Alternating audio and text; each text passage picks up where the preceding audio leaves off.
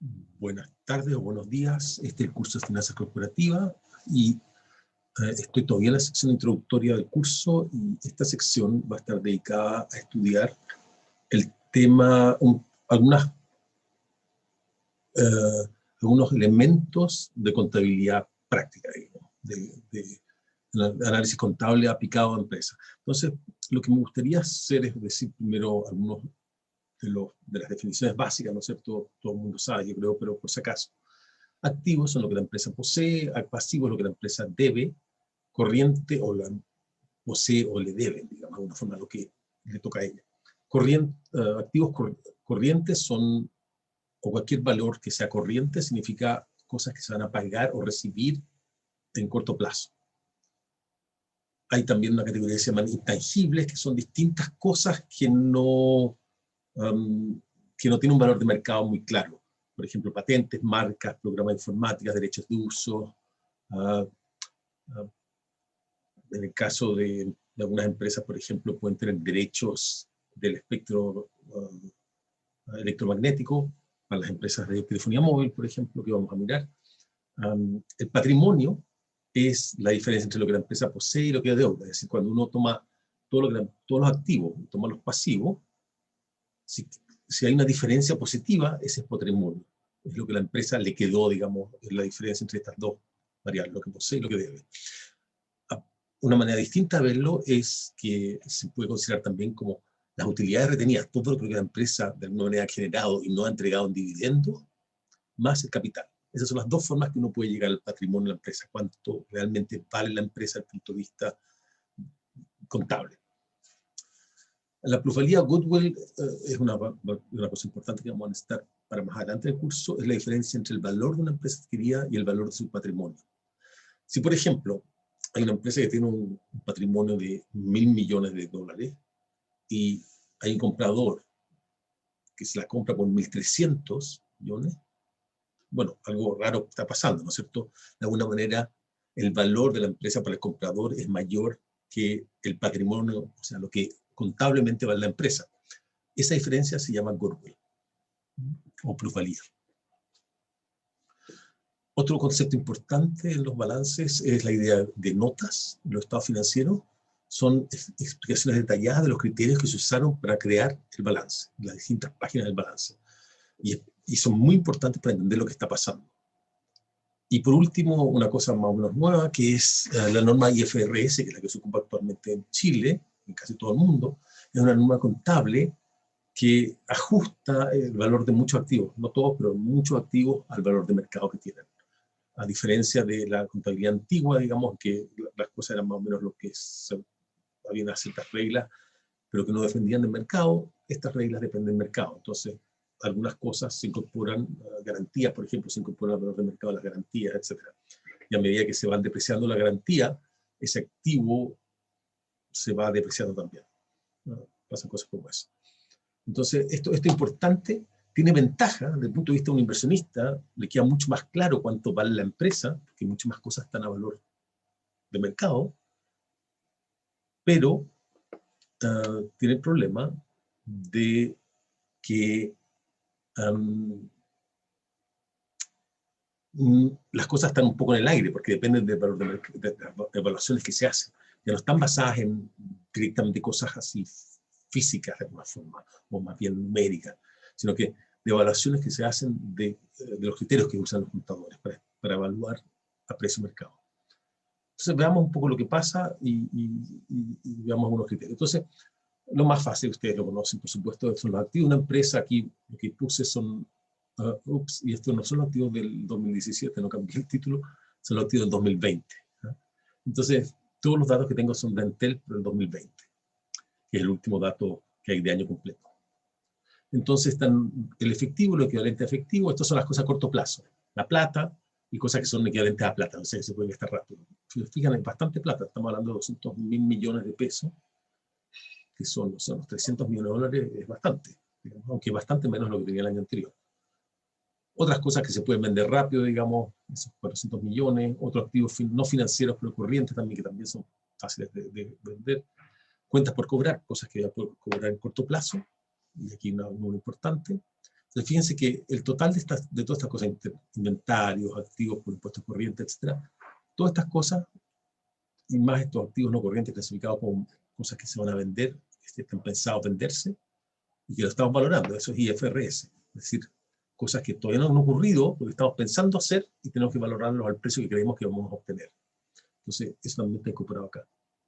Todas esas cosas son los activos corrientes, y eso suma a 1.376 millones de pesos, que hoy en día son como 2.000 millones de dólares, es bastante para ser corriente. Y después están los activos no corrientes, las instalaciones, los contratos de largo plazo, etcétera. Todas esas cosas, todos los activos todos esos, las propiedades, etcétera, son activos no corrientes. Y son cosas que la empresa posee porque no son de uso inmediato, que no se pueden disponer tan fácilmente. Esos son 3.500 millones. Y en total, entonces, la empresa vale, o sea, tiene activos por tiene activos por 4.800 millones. Fíjense que este número es menor que el año anterior, ¿no? Tiene menos activos.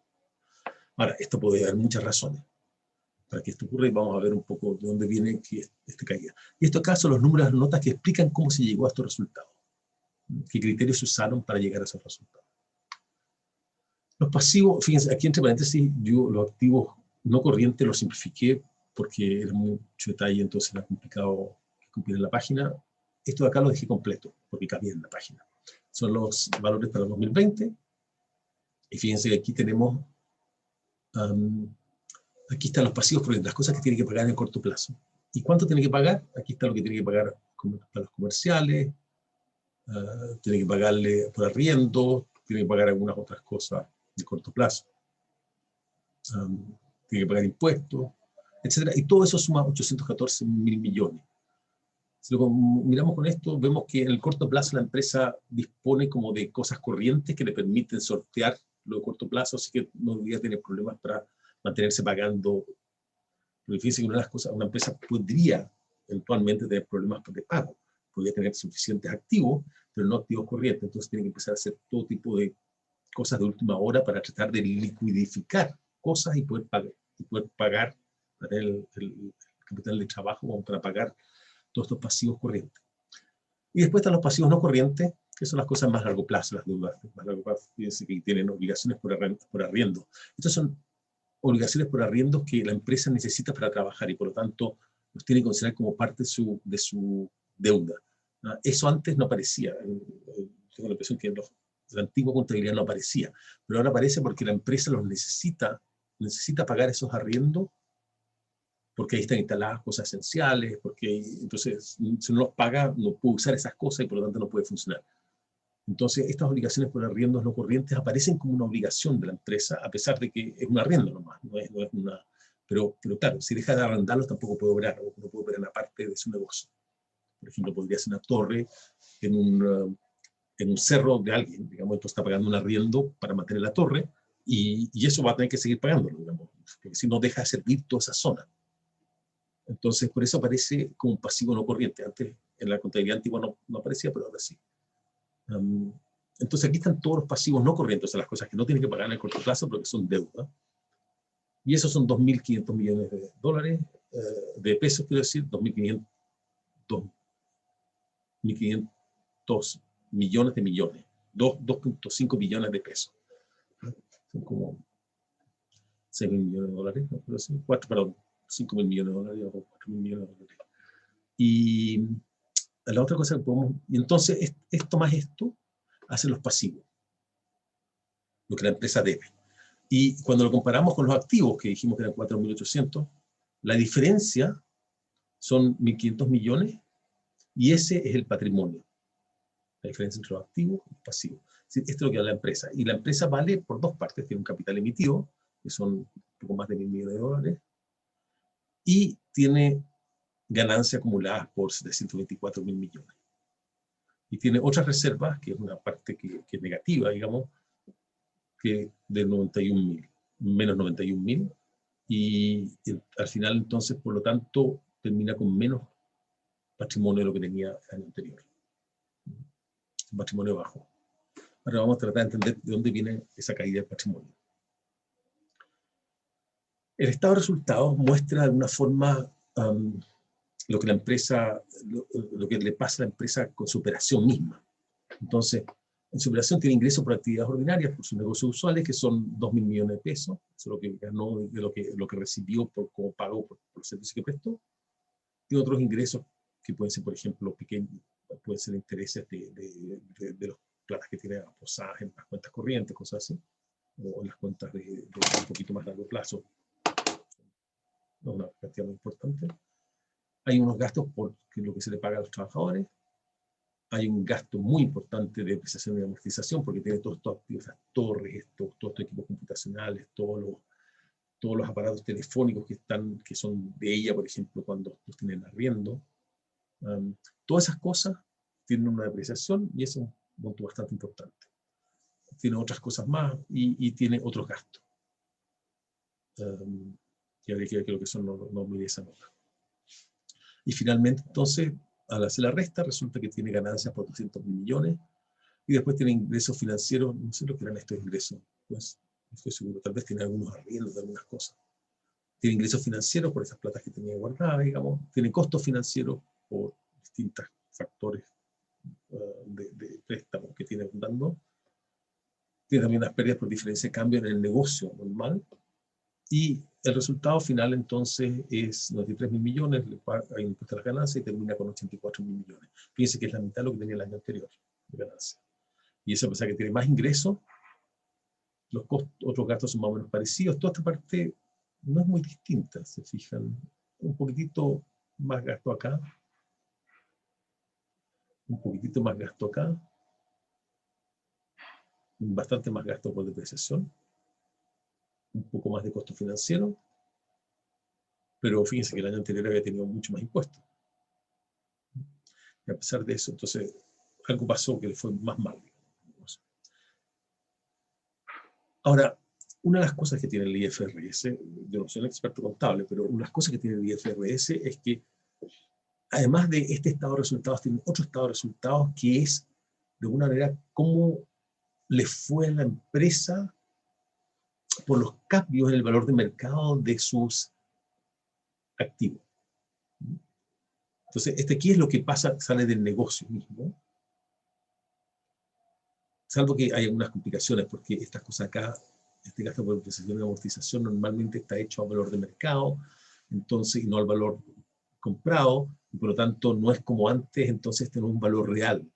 Aquí es como la parte más que hace que este estado de resultados no sea tan útil como era antes el estado de resultados para la empresa, en su negocio mismo, este negocio mismo. Pero además de eso, hay un estado de resultados integrales que refleja el cambio, básicamente en distintas cosas que afectan los resultados, pero a través de cosas que no son del negocio.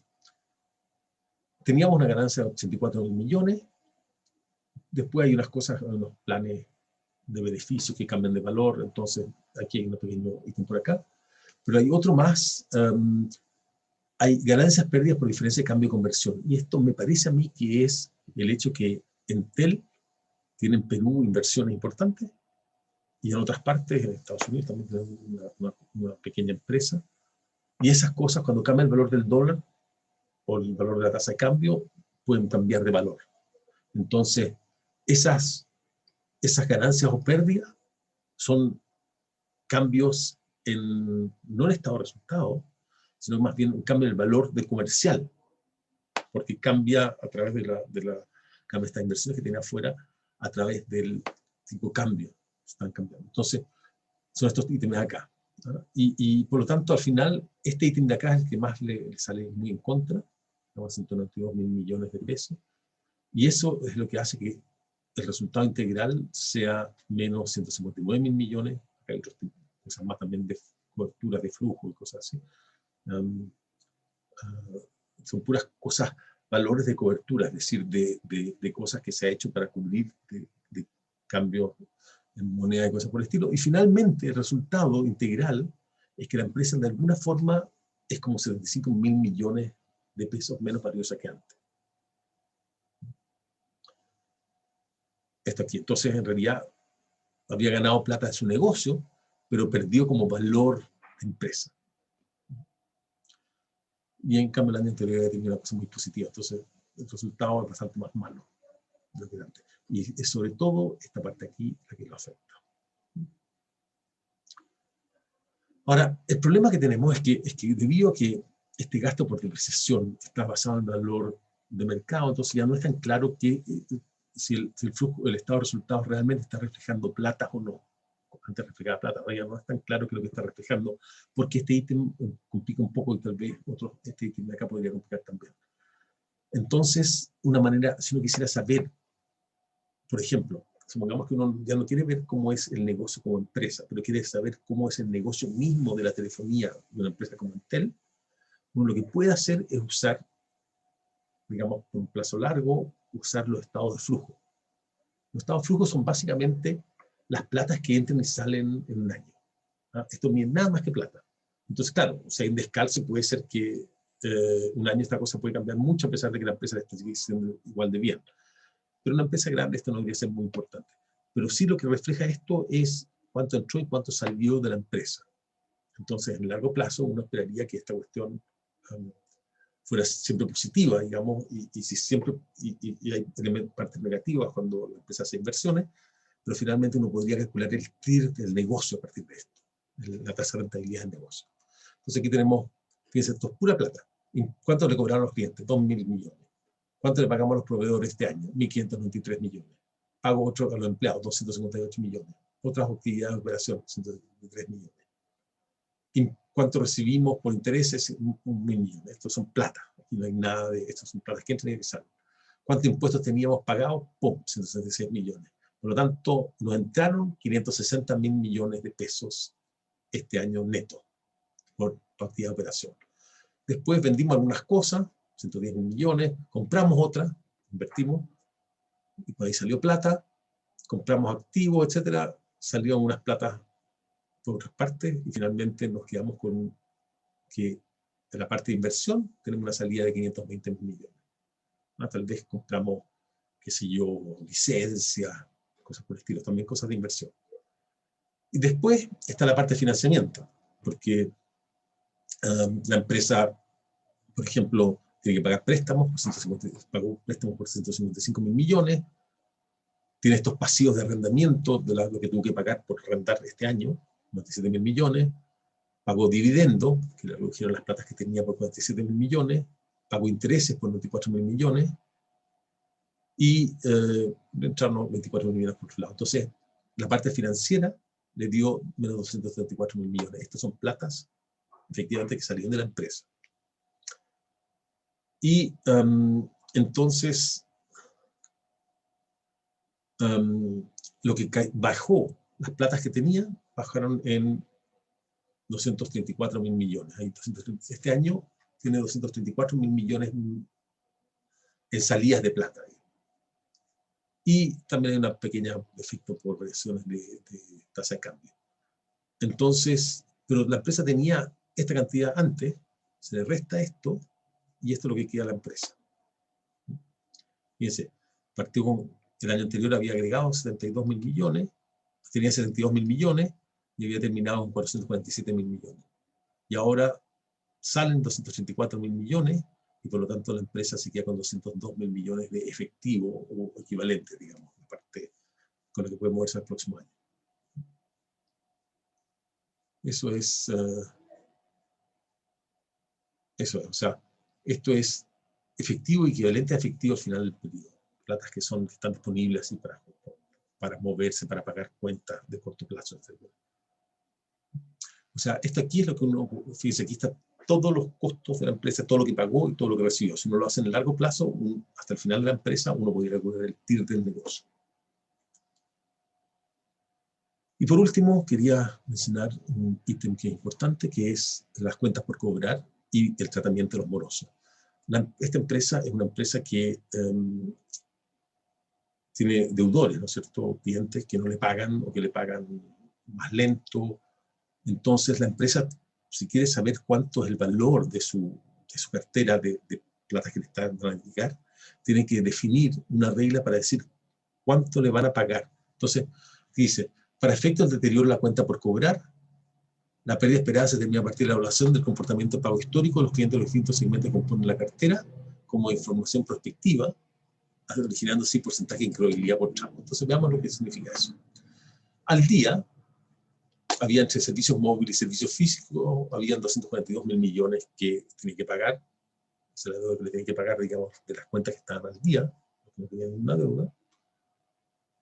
Pero de ellos pensaban que más o menos un 8% no se iba a pagar. Por lo tanto, la deuda que ellos pensaban que iban a recibir era 218.000 millones. Para la deuda que hay entre 1 y 30 días, había una deuda de 12.000 millones, o sea, 30 millones de dólares, y de ellos creen que las personas que no han pagado en 30 días, van a ser mucho peores pagadores, y por lo tanto va a haber más o menos un tercio no se va a pagar. Y por lo tanto la deuda neta es esta. A las personas entre 61, y así vemos que, por ejemplo, para llegar hasta 90 y 120 días, digamos, básicamente, entre 91 y 120 días, básicamente esta es la deuda, y esto es lo que cree que no se va a recuperar, por lo tanto, lo que se va a recuperar es un 5%. Aquí, de 61 a 90 días, cree que va a recuperar más o menos 40%. Y ya cuando llegamos a cosas como, por ejemplo, entre 151 y 180 días, casi no hay nada que va a recuperar. Ups, aquí hay un error. Este aquí es 8.760. No es 868.600, sino que es 8.760. O sea, un 2%, una cosa así. Y para la deuda más largo plazo le pone un valor de 0. Entonces, ups, tengo mal esto. Y la deuda de más de 250 días, también valor de 0. Puede ser lo mismo el total de la deuda como el deterioro. Entonces, si el total de todos estos deudores es 321.000 millones, está deteriorado esto, que es más o menos un cuarto, son 25%, y por lo tanto le queda 232.000 millones. Esto es lo que cree que va a recibir de todas esas cuentas que tiene por pagar. Si vemos que la empresa se preocupa y tiene que hacer un cálculo de lo que va a estar perdiendo en el tiempo. Bueno, esto es por el lado de una empresa, y así vemos un poco, entendemos un poco la empresa. Ahora, quiero hacer una cosa parecida, muy corta, sobre los bancos. Pues los bancos, simplemente, esto es un dato un poco más antiguo, pero simplemente lo que quiero escuchar es que los activos de la empresa, los pasivos de la empresa, muchos de ellos, los pasivos financieros de la empresa, son de activos de los bancos. Los bancos son como la contrapartida para muchos ítems de las deudas de las empresas, y por lo tanto son activos del banco. Y los pasivos del banco son cosas que el banco debe, es decir, son los activos, muchas veces son activos de la empresa, por ejemplo, cuentas, depósitos que tienen los bancos, cosas por el estilo, son pasivos los bancos, pero activos de la empresa. Entonces, los bancos son como el reflejo en gran parte, medida, de los activos y pasivos de la empresa. No totalmente, por supuesto. Bueno, todo lo que quiero hacer aquí es hablar un poco sobre los bancos y su mercado. Y aquí, los bancos básicamente tienen préstamos, que son las colocaciones, tienen efectivo de depósito, tienen unos instrumentos, platas que están dando vueltas por distintas cosas, y otros ítems más, y activos fijos, que son los edificios, y finalmente estos son los activos totales, es decir, todo lo que ellos poseen como sus capitales, como su edificio, y también los depósitos de los bancos que tienen, que los bancos tienen en otros bancos, y cuánta plata ya han prestado. Y lo que vemos acá, estos son básicamente depósitos efectivos, depósitos de un banco dentro de otro, por ejemplo, porque hay deuda de corto plazo que se están pagando todo el tiempo. Esto no debería ser más importante. Y lo que vemos acá, o debería ser en otros países también, lo que vemos acá es, primero, estos son los activos totales, los bancos son más importantes. Por ejemplo, este banco, que es un banco chico, digamos, tiene 6.000 millones, 10.000 millones más o menos, depende del valor del dólar, pero entre 10 y 12 millones de dólares vale. Y todo el sistema financiero, bueno, vale esto, digamos, que son como 40.000 millones de dólares también. Perdón, más que eso. Estoy pésimo. 400 millones de dólares. ¿Estoy bien? Te queda hacer 50, vamos a 50.000 millones, 50.000 millones, a 60.000 millones, ¿sí? Que son como 400.000 millones. Entonces, los bancos grandes acá en Chile son básicamente el Banco de Chile, el Banco de Crédito de Inversiones, el Banco del Estado, el Banco Santander, y un poco más chico, pero no tanto más chico, el Itaú. ¿No? Esos son los bancos de primera categoría. Entonces tenemos 1, 2, 3, 4, 5. Esto es más o menos competitivo, porque además tenemos dos bancos más que son de tamaño intermedio, digamos, 14.000 millones, el BTG y el Scotia. Entonces tenemos dos bancos de tamaño mediano, 5 bancos grandes. Esto es un mercado más competitivo que otros mercados. Bueno, si compitieran efectivamente, por lo menos está menos concentrado que otros mercados. El Gini es relativamente bajo. Si hiciéramos un Gini de los activos no seríamos demasiado altos. Para estándares chilenos, por supuesto, para otros países esto sería bastante concentrado, pero piensen que países como Inglaterra y Canadá tienen 4 o 5 bancos también. Grandes, digamos. Desde el punto de vista de los pasivos de los bancos, bueno, los pasivos de los bancos son los depósitos que tienen. Las personas que tienen depósitos son obligaciones de los bancos, por lo tanto son sus pasivos. Entonces se dividen entre cuentas corrientes, cuentas a la vista y depósitos que pueden incluso ser más a largo plazo.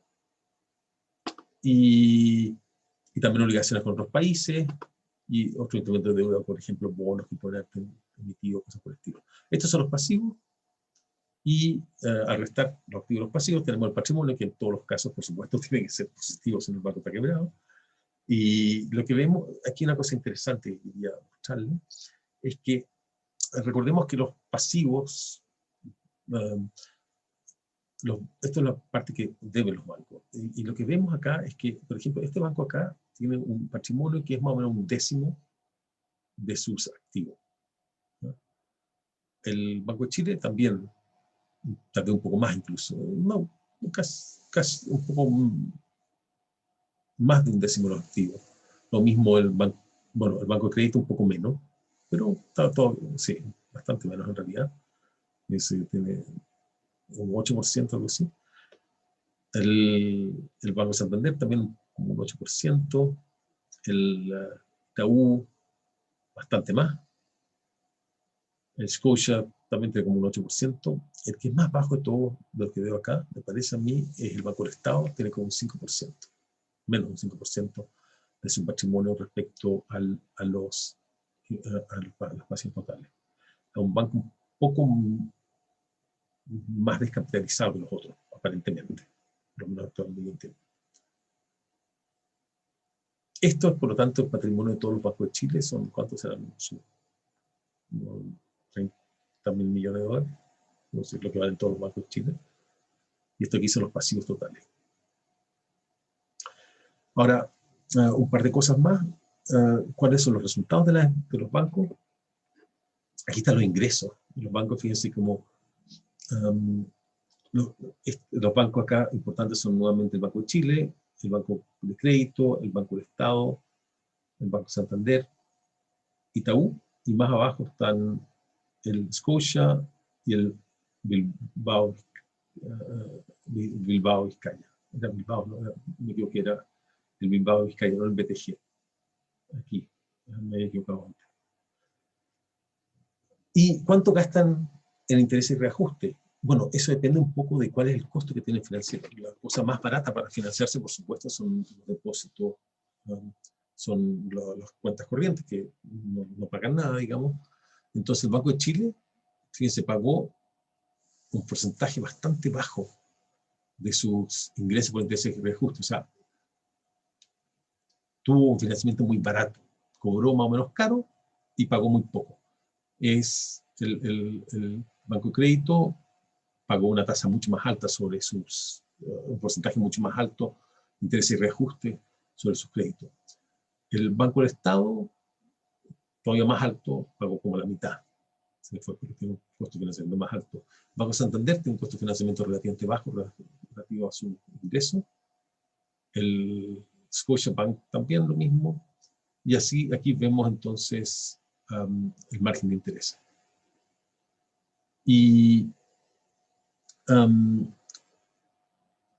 aquí están entonces los resultados y vemos, por ejemplo, que el Banco de Chile es el banco Es el segundo banco más rentable. El más rentable es el Banco Santander, después el Banco de Chile, el Banco Santander porque tiene un mayor ingreso, parece que cobra más caro porque no tiene mucho más, tiene un poco más prestado que el Banco de Chile. Pero fíjense que el Banco del Estado tiene 24 millones prestados, pero gana menos que el Banco de Chile y que el Banco Santander. Y tiene más prestado que el Banco Santander. O sea, está cobrando más barato y está pagando más. Entonces el Banco Santander y el Banco de Chile son los que ganan más plata, el BCI también le va más o menos bien, el Banco del Estado también tiene utilidad importante, aunque un poco menos como fracción de los ingresos que tiene. El Scotiabank le va más o menos bien, y el Itaú es un banco como la mitad importante que los anteriores, a pesar de que el Itaú, recordemos que eran los bancos grandes, tenía 29.000 millones, no era mucho menos que estos otros, pero sí gana bastante menos. Eso es. ¿Y cuánto ganaron los bancos el año 2018? Por lo menos la primera mitad. Ganaron 6.000 en la mitad del año. Ganaron como 10.000 millones de dólares. Y aquí es la parte que me interesaba, que es la morosidad. Veamos cómo la morosidad es cuánto la gente que no paga a tiempo sus deudas, y vemos que sobre el monto total de las colocaciones, cuáles son los bancos que tienen de alguna manera mucha gente que no les paga. Bueno, los más bajos son el Banco Vice, que es un banco un poco boutique, elige muy bien a sus clientes, no quiere crecer mucho parece. El Banco Vice, después bastante más malo, pero igual todavía más o menos bien. Banco de Chile y Banco de Crédito. El Banco de Crédito tiene más, tiene como 40% más de morosidad que el Banco de Chile. El Banco Vice es como nada, ¿no? El Banco del Estado, 3.45, una tasa alta. Banco de Santander, 2.19, el doble del Banco de Chile, más que el Banco de Crédito de Inversiones. Itaú tiene un 2.08, no tan bien, pero no tan mal. El Scotiabank tiene 2.04, no tan bien, no tan mal. Y aquí tenemos los montos de morosidad de más de 90 días, ¿no? Fíjense, el Banco Vice nunca se tiene. Los otros bancos tienen cantidad importante, el Banco del Estado y el Banco, estos dos bancos son los que tienen la mayor parte de las carteras morosas. ¿Cuánta cartera morosa? 5.000 millones de dólares. No es que hacer. Pero no, se compraron un patrimonio con 40.000 millones, en realidad no es tanto. Y para hacer frente, el problema que tienen los bancos es que en las condiciones normales la morosidad es relativamente baja, pero cuando las condiciones empiezan a empeorar, la morosidad sube violentamente. Y debería haber visto, tal vez debería haber visto las cifras del año 2020, tal vez se las cuento cuando estemos en clase, que lo que pasó en el 2020, porque puede haber empeorado muchísimo la cartera. Pero en todo caso este es un año normal, así que está bueno verlo, eso sí, un año normal. Y para hacer frente a esto, los bancos tienen que provisionar los créditos, es decir, poner plata aparte para hacerle frente a las caídas potenciales. Fíjense, el índice de provisiones del BICE es 1.39. Eso es alto considerando que tiene una tasa de mora de 0.22, o sea, está súper seguro. Un banco como el Banco de Chile tiene una tasa de 1.20 y está cubierto un poquitito más nomás. No está tan sólido. El Banco de Crédito de Inversiones está por debajo de su tasa de morosidad. O sea, seguramente tiene que subir sus provisiones. El Banco del Estado tiene 2.3 y tiene 3.425. Probablemente tiene que subir sus provisiones. Y así sucesivamente. Ahora, fíjense que hay algunos bancos como el Banco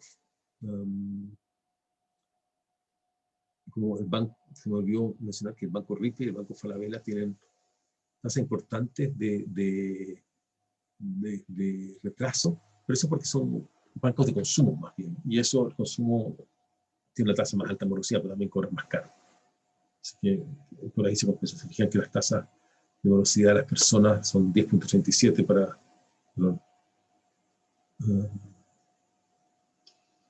4.01 para el Ripley, una tasa más o menos alta. Y entonces aquí están los índices de provisiones y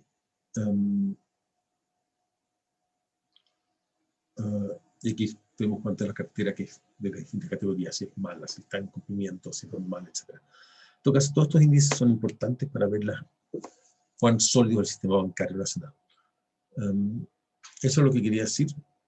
La parte más importante me parece que es entender la lectura de un balance y también entender un poco lo que son las provisiones, porque son importantes las provisiones tanto en la empresa como en el banco, y qué efecto tienen eso sobre las utilidades.